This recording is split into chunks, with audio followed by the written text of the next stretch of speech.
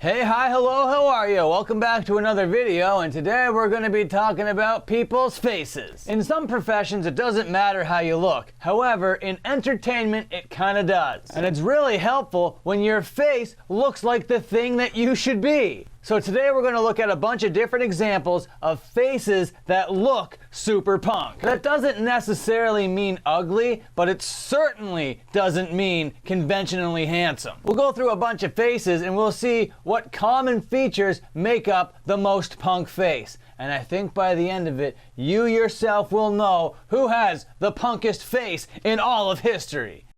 Hey ladies, how's it going? Dan Frampton here, and before we get rolling, how's about you like and subscribe? Okay, let's get rolling. The first face I want to talk about is not really the most punk face, and has gone through a bunch of different phases since the 90s, and that's Rancid guitarist and vocalist Tim Armstrong. And even though in the 90s he was rocking that big mohawk, this is actually his most punk look, I think. But you take away the head tattoo, you take away that beard, you take away the mohawk, and you got actually a pretty plain looking guy, actually kind of handsome. So that's why he's so low here on the list. But when he does it all up, he gets the beard going, he gets the hat going, especially with the age and the wrinkles, looking pretty punk. But as you can see here, without those accoutrements, he's not really that punk looking. It's really, really regular style. Even with the cigarette, even with the stupid hat, got the spider tattoo, still not looking that punk. You look like you gotta do some punk tweaks looking like this. And then you go into the punk barbershop coming out looking like this. God damn, you did something right there, Tim Armstrong. Attaboy. And for the next face, we're gonna keep it in the same band actually. Still pretty low on the list is Lars Frederiksen. Now he's known for these tattoos on his face, and he was one of the first guys that I knew in a band that had face tattoos way back in the day. Not to say that he was the first ever. I just didn't know of every punk band back when I learned about Rancid. But I always thought that these guys looked so fucking authentic. Even though these days, Lars is looking more skinhead than anything else. Kind of like quintessential skinhead, actually. But that face, you know, with the eyes that far apart, that kind of furrowed brow, the frown. Yeah, man, that's a pretty punk looking face. You toss a mohawk on top of it though, god damn, yeah. That's a real punk looking dude right there. I also liked it when he bleached his hair and spiked it up and had like the little bang things going. That's a pretty good look. I think we can find more punk looking faces out there. Even more so than this beauty we're seeing right here. And kind of the same deal with Gigi Allen, kind of a plain looking guy if it wasn't for all the shit that he did to his face, all those scars, all like the shaving of the eyebrows, the shaving of the middle of the mustache. It all looks so disgusting, and I can't scroll on this page because I'm not sure what it's going to show. It's going to show me something that I can't show on YouTube because that's just the kind of guy that Gigi Allen was. But before all that abuse that he did to himself, he was actually kind of a normal looking dude. But all the damage that he would do to himself would make him end up looking like the punkest guy that almost ever existed. So these faces that we looked at so far weren't really like genetically punk. The rest of this list, we're gonna see a lot of genetic punk faces that came out of the womb looking like they wanted to put on some combat boots and plaid. We're gonna take a look at a recent band from Australia here. We got the Chats and their vocalist Eamon Sandwich. Eamon Sandwith. As hard as it is for me to say his name, that's how punk this guy's face is. And especially with that like bowl cut mullet that he's rocking. Oh man, you can't get much more hideous, can't get much more hilarious, but you also can't get much more punk than that. Look at this face, look at this mug. This thing is a work of art. This thing is pure poetry. You shave off the mullet, you got him looking kind of regular style here, but that face is a punk face. That face was born to be in this band. Now the next name I'm gonna name isn't actually a musician, but has one of the punkest faces that I've ever seen. He's an actor. He's won awards. He's been in movies. He's been on stages. You know him. You love him. Willem Dafoe.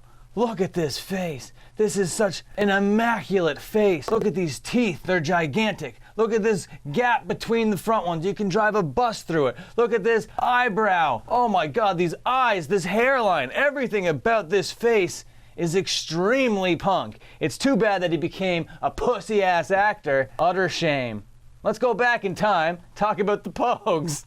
Talk about a face that has seen better days. Oh my God. So we're talking about Shane McGowan of the Pogues here, and he's always had this like atrocious face. Actually, a hideous face. Perfect for a punk band. If he wanted to be in any other kind of band, be like, no man, we can't put your face on anything, but you can be in a punk band. And sure enough, look at this guy's fucking face. Absolutely hideous. And then in the early 2000s, he like lost all his teeth, and then he got them all back again. And even with the teeth, he's looking a lot better. He was hit with the genetic punk hammer. The next name on this list is as proto-punk as you can get. Some would say he is the godfather of punk. There wouldn't be punk rock. There wouldn't be a Gigi Allen if it wasn't for Iggy Pop. Now, Iggy Pop was one of the first guys to take off his shirt and roll around in glass and then jump onto the stage all covered in blood, having this face and having this posture, just looking like absolute sex on earth, but also kind of hideous. Look at these eyes. They're like, he's like an amphibian. They're like these big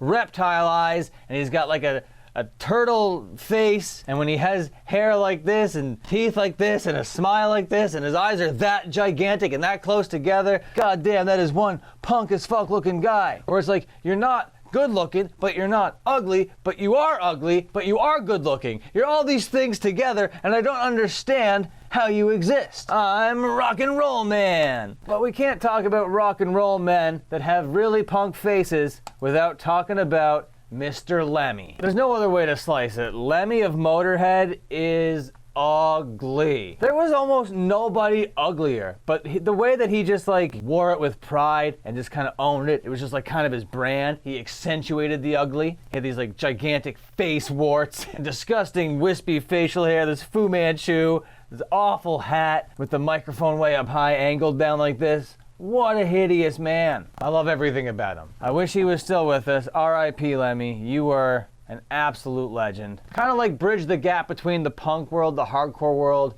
and the metal world. You gotta give it up to him. And I don't think he would have made it all possible without a face like this. All right, we're down to the last three, and we've seen some pretty punk-ass faces so far. I bet you're thinking, who could be the top three? And I think you might have a good idea who some of them are. You might be thinking, hey, where's Joey Ramone? He was pretty punk. Well, here he is. He's right here. And the reason why we're not seeing any Sex Pistols here is because back in the day, Johnny Rotten and Sid Vicious, they were actually kind of handsome people with good senses of style.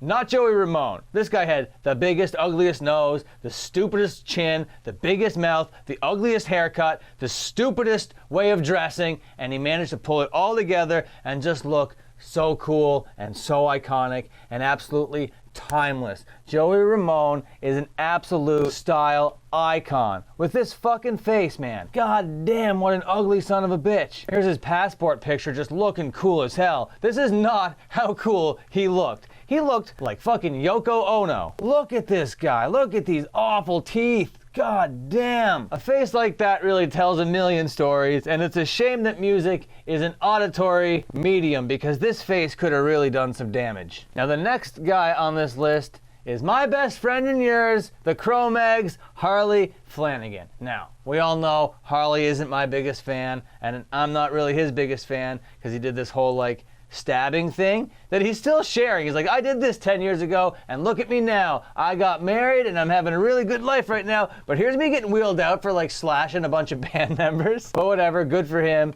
But even with a resting face, he's got a beautiful one. And then when he overacts, it's just like even better. He's got the best, most expressive face that has almost ever existed. He's got the gap between the teeth, he's got the furrowed brow, he's got the beautiful wrinkles, his jawline really like bulges out and the top of his head tapers in. It's a really, really strong look. It's kind of like a bit caveman looking and a bit Neanderthal, and it really does suit the name Crowmag. This dude really does look like what a Crowmag would look like. And he's in great shape still, and he's really out there doing a lot of touring, staying close with his family, drinking his coffee, chilling in bathtubs, drums and living a pretty good life, you know, and he's been at it for a long time. Here he is as a 9-year-old boy just playing some drums, and apparently they're doing a little bit of a documentary about his life because of how long he's been around in New York or whatever. And here he is with Debbie Harry of Blondie, and even as a child, this guy's face was built to punk. Alright, I'm about to show you guys the punkest face that could possibly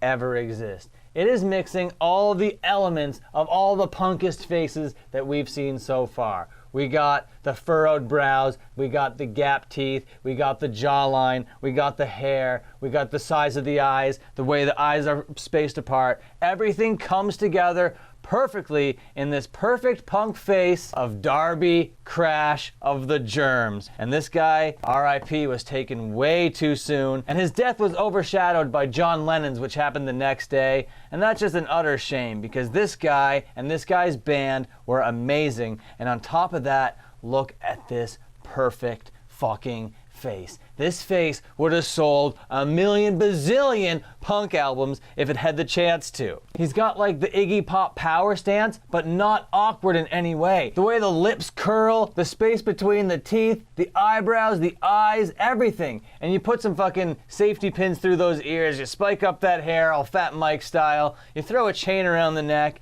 and goddamn, there isn't a punker looking guy in the whole world. But you take away all of the embellishments, all of the accoutrement, and just those eyes, eyebrows, nose, lips, just the features of the face are just the punkest features that I've ever fucking seen. And just a fun little fact, if you're a fan of wrestling, you obviously heard the name Gigi Allen and Darby Crash here. You could probably see where Darby Allen got his inspirations for his name. But the reason why Darby Allen will never be on a list like this is because the man is gorgeous. Okay, what face did I miss? When I say punk face, what name comes to mind? Sound off down below, let me know. Remember to like and subscribe, send a super thanks and join the channel. Until my next upload, watch another upload.